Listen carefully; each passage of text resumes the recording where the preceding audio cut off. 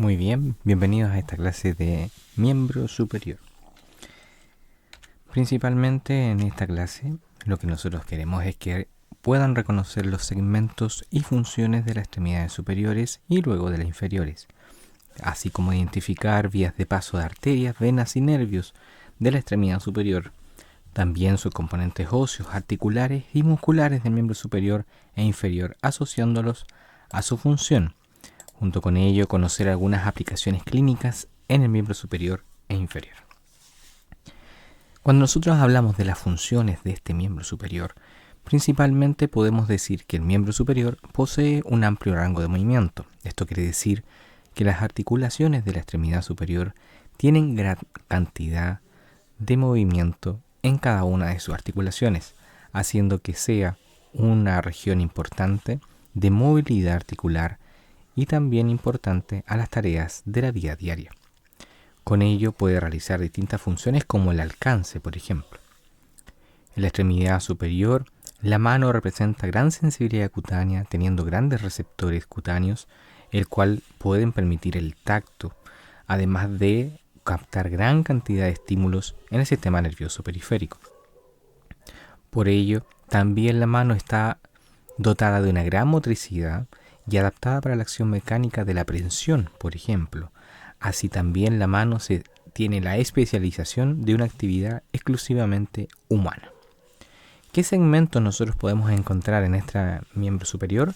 Tenemos el segmento del cíngulo pectoral o cintura escapular, tenemos el brazo, tenemos el antebrazo y también el segmento de la mano. Partamos por el cíngulo pectoral o también actualmente llamado cintura escapular.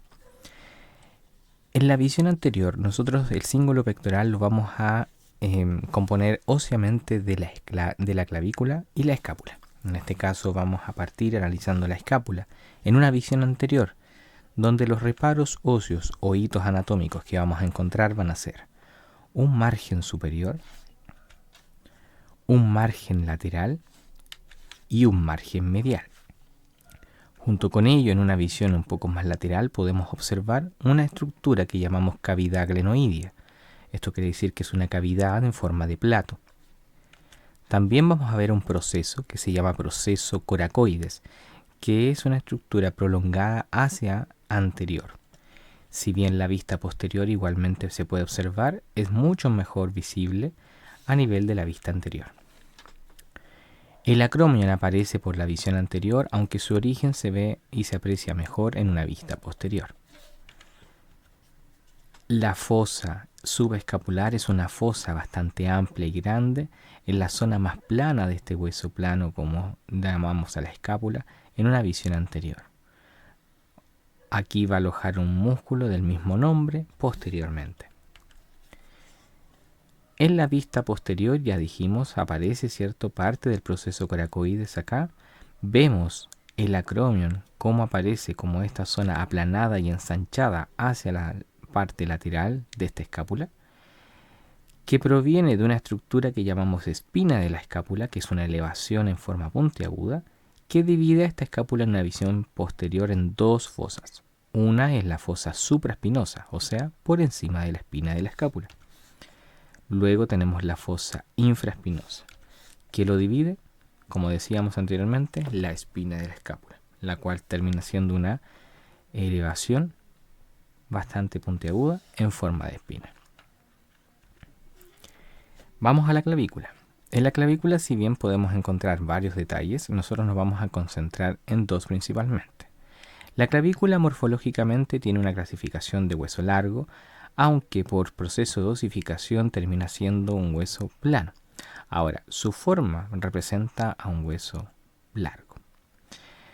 ¿Qué reparos vamos a destacar en la clavícula? Primero tenemos una extremidad acromial, que es una extremidad bastante plana y ancha, que se encuentra en la zona más lateral, mientras que en la zona medial, que va articulada con el esternón, vamos a encontrar esta zona rotulada con la letra B, que llamamos extremidad esternal.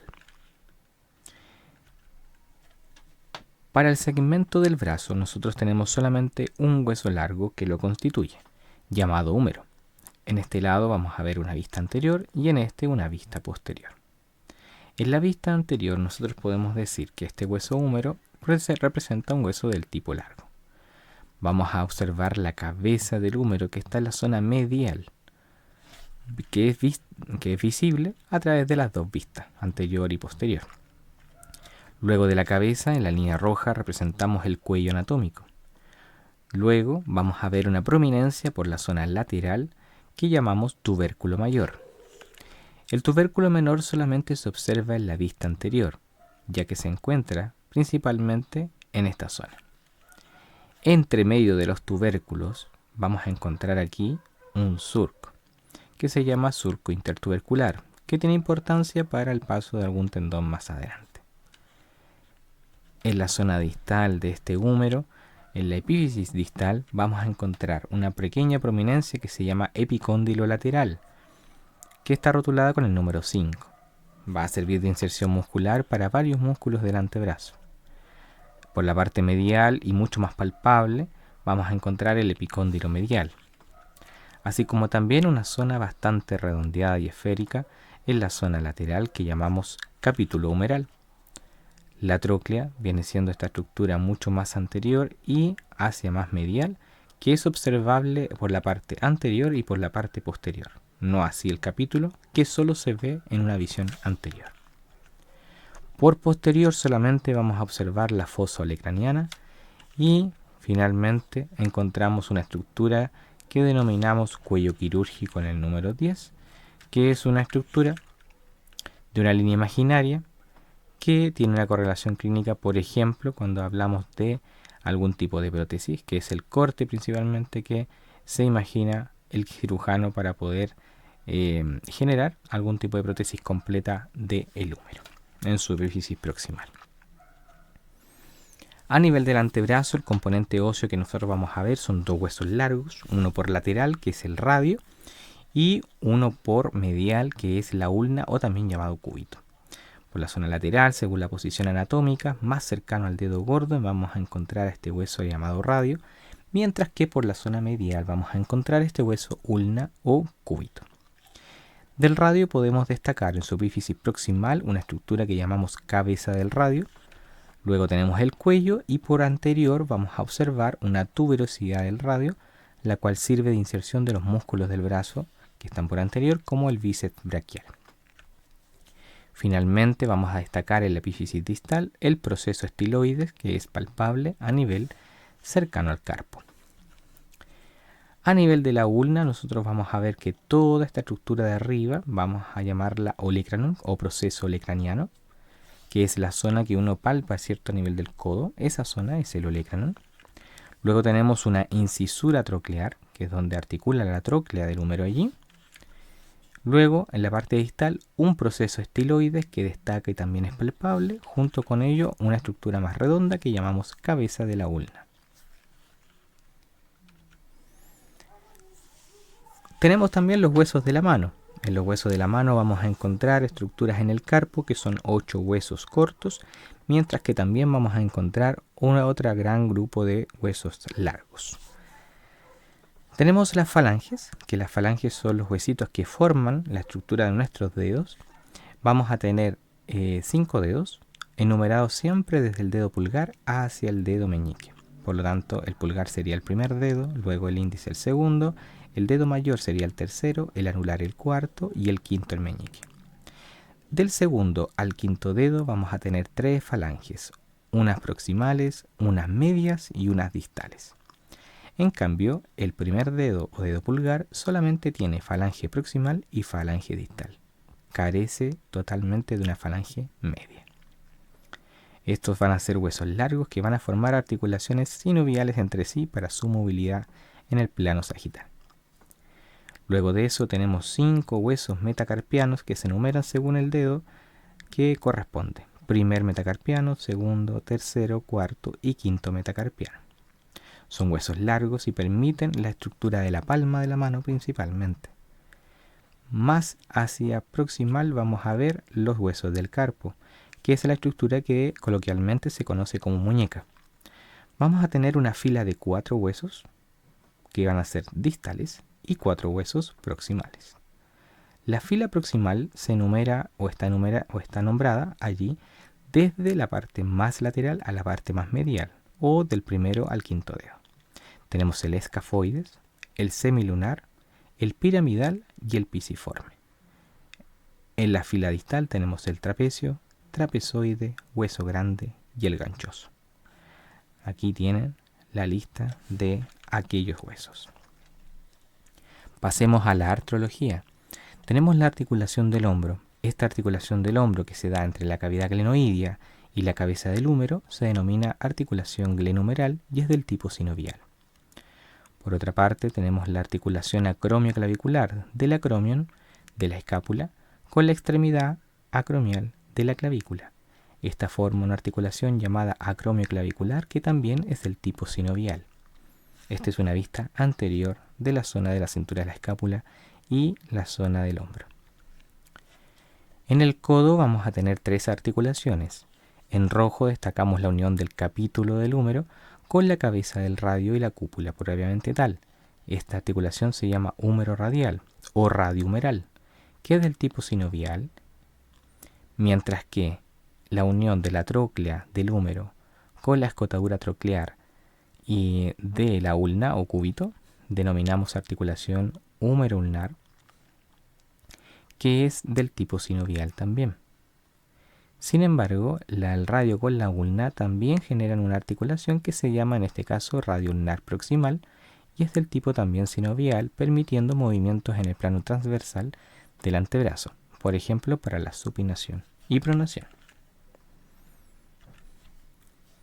A nivel de la mano y la muñeca vamos a tener una articulación que se llama radiocarpiana, que articula el radio con 2 huesos de la fila proximal, que son el escafoides y el semilunar. Luego de eso tenemos una articulación carpo-metacarpiana, o sea, entre la fila distal del carpo y los huesos metacarpianos, que también es una articulación sinovial. La articulación metacarpofalángica habla de las articulaciones entre los metacarpianos y las falanges proximales, que también es una articulación sinovial. Luego tenemos las articulaciones interfalángicas proximal y distal, que son articulaciones sinoviales para permitir el movimiento en el plano sagital de las falanges de los dedos. Pasando a la estructura de los músculos, tenemos un músculo que se llama trapecio, que anteriormente ya lo habíamos nombrado. Músculo bastante amplio y grande que genera elevación y descenso de la escápula, así como también la retracción de ella. Tenemos en las fibras superiores que va a elevar la escápula, las inferiores las desciende y las medias hace una retracción o medialización de la escápula. Luego de eso tenemos también el elevador de la escápula, que es un músculo que genera elevación de la escápula por su borde más medial y superior. Los músculos romboides menor y romboides mayor que hacen retracción escapular o medialización de la escápula. Por anterior vamos a ver el músculo pectoral mayor que genera aducción, rotación medial y flexión del brazo. Junto con ello el deltoides que hace flexión, abducción y rotación del brazo. Tiene inervación del nervio axilar que está comprometido hacia esa zona. No olvidar que el músculo deltoides es un músculo triangular con bastante volumen y ancho, el cual permite principalmente que se puedan generar algún tipo de inyección o inoculación en esa zona, por ser un músculo con, si bien tiene inervación del nervio axilar, tiene menos posibilidad de generar algún tipo de complicaciones por su volumen y su estructura muscular. Luego de eso tenemos musculaturas que estabiliza el hombro, tenemos el famoso grupo del manguito rotador, que son estos 4 músculos que están en un recuadro azul, el supraespinoso, el infraespinoso, el subescapular y el redondo menor. El supraespinoso es un músculo que está en la fosa supraespinosa y genera el inicio de la abducción del brazo, mientras que el infraespinoso y el redondo menor son músculos que están en la fosa infraespinosa de la escápula por la parte posterior y generan rotación lateral o externa del hombro o el brazo. Por su parte, el redondo mayor y el subescapular generan rotación medial del antebrazo, del brazo. Si nosotros hacemos un corte transversal de los segmentos del brazo, vamos a poder observar compartimientos musculares, como por ejemplo compartimiento anterior, que va a ser un compartimento flexor, y un compartimiento posterior muscular del brazo, que va a ser totalmente extensor. Los compartimientos se dan gracias a separaciones de tabiques intramusculares que denominamos fascias. Por lo tanto, en esta imagen de un corte real transversal podemos observar el hueso del húmero al centro, una división a través de fascia, lo cual separa a este compartimiento de este compartimiento. Por lo tanto, los compartimientos generalmente agrupan músculos de una función específica que son en común. En este caso del brazo, el compartimiento anterior va a ser un compartimiento flexor del brazo o de codo, mientras que el posterior va a ser extensor del brazo o del codo. Ahí tenemos el anterior y tenemos el posterior. El compartimiento anterior del brazo vamos a tener un músculo que se llama bíceps braquial, que tiene dos cabezas, por eso se llama así. Tiene una cabeza medial y una cabeza lateral, el cual está inervado por el nervio músculo cutáneo y su función es la flexión del antebrazo y del brazo propiamente tal. Por lo tanto, genera movimientos en el plano sagital. Debajo del bíceps, si lo sacamos, vamos a poder observar un músculo que está rotulado con la letra B, que es el músculo braquial o braquial anterior, también denominado, que hace solo flexión de codo. Por su parte, acá en la parte más medial y superior, cercano al proceso coracoides, tenemos a un músculo que se llama coracobraquial. Por su nombre, va del proceso coracoides hacia el brazo y tiene la función de tener flexión de hombro principalmente. El compartimento posterior se forma a través de un músculo que denominamos tríceps braquial, o sea, tiene tres cabezas, una cabeza larga, que es una que se ve más medial, una cabeza lateral, que está por lateral, como dice su nombre, y una cabeza medial que se alcanza a ver en esa parte chiquitito y lo alcanzamos a ver porque es un poquito más profundo. Bien, está inervado por el nervio radial y su función es extensión del brazo principalmente. En el antebrazo vamos a tener también dos compartimientos, un compartimiento anterior que tiene la función de flexión y pronación del antebrazo, tiene inervación compartida entre el nervio ulnar y el nervio mediano, y el compartimiento posterior, ¿ya?, que va a estar inervado por el nervio radial y su función es contraria, extensión y supinación. En el número 1 vamos a tener un músculo que se llama pronador redondo, luego tenemos un flexor radial del carpo, un músculo palmar largo que va a tener influencias en la flexión de la muñeca principalmente, y el flexor ulnar del carpo. El flexor ulnar y el flexor radial también generan flexión de la zona del carpo o la muñeca según la dirección de la ubicación, si es más medial o más lateral. El pronador redondo, por su parte, genera pronación del antebrazo. Por este otro lado alcanzamos a ver en esta visión al músculo braquiorradial etiquetado con la letra A, que es un músculo que hace flexión de codo, ¿ya?, a nivel de la posición neutra del antebrazo. Tenemos un extensor radial largo del carpo que está etiquetado con la letra C. Tenemos un extensor de los dedos con la letra D. Tenemos un músculo que está con un asterisco, que es el extensor del meñique. Aparte de ser un extensor de los dedos, hay un extensor propio del dedo meñique. Y con la letra E aparece el extensor ulnar del carpo. ¿Qué áreas de transición vamos a tener a nivel de la extremidad superior o miembro superior? Tenemos la zona axilar, el cual es el paso entre la zona de la cintura escapular y el brazo propiamente tal, en donde nosotros podemos encontrar palpación de algunas estructuras importantes. También vamos a tener la zona de la fosa del codo, donde se generan, por ejemplo, procedimientos como la venopunción. También tenemos la zona del túnel del carpo, donde se puede generar un atrapamiento del nervio mediano a través de estructuras que colindan con ella y pueden generar algún tipo de presión a nivel de esta estructura interna que llamamos túnel del carpo. Y eso ha sido en la clase de la extremidad superior. Esperemos que esta grabación les ayude y apoye principalmente en su estudio en preparación a la prueba.